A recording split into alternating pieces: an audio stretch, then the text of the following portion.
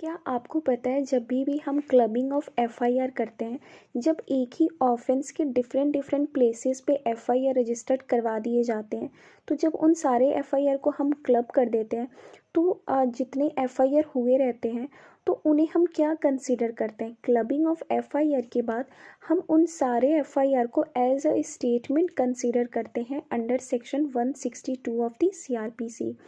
ये कौन से केसेस में ऐसे क्लबिंग ऑफ एफआईआर होता है। बेसिकली आपने देखा होगा नुपुर शर्मा का जब केस हुआ था, जब डिफरेंट डिफरेंट नुपुर शर्मा का केस हो गया, अर्नब गोस्वामी वाला हो गया, जितने जितने न्यूज़ चैनल्स पे अगर किसी ने कुछ डिफेमेटरी स्टेटमेंट दी है रिगार्डिंग एनीथिंग, मतलब या तो हो सकता है कि किसी रिलीजन से रिलेटेड या किसी पॉलिटिकल पार्टी से रिलेटेड, तो आप देखते होंगे डिफरेंट डिफरेंट प्लेस पे उनके अगेंस्ट एफआईआर लॉन्च हो जाते हैं।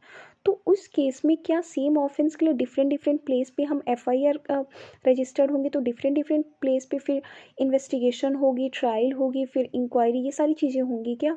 और उस केस में भी जो एक्यूज्ड पर्सन होता है वो क्या डिफरेंट डिफरेंट प्लेसेस पे उसको जाना पड़ेगा, ये पॉसिबल नहीं है। तो उस केस में क्या करती है ना, कोर्ट के पास ये पावर होती है कि वो क्लब कर देती है सारी एफआईआर को।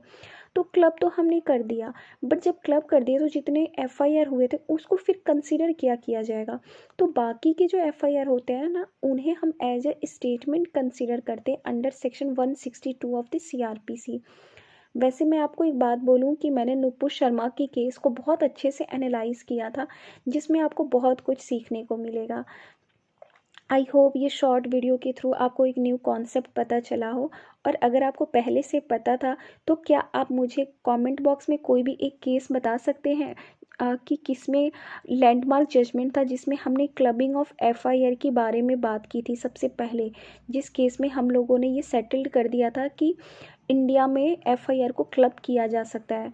तो आप मुझे उस लैंडमार्क जजमेंट का नाम बताइए, और अगर आपको नहीं पता है तो रिसर्च कीजिए, इससे आपकी रिसर्च वर्क भी अच्छी होगी। Thank you so much.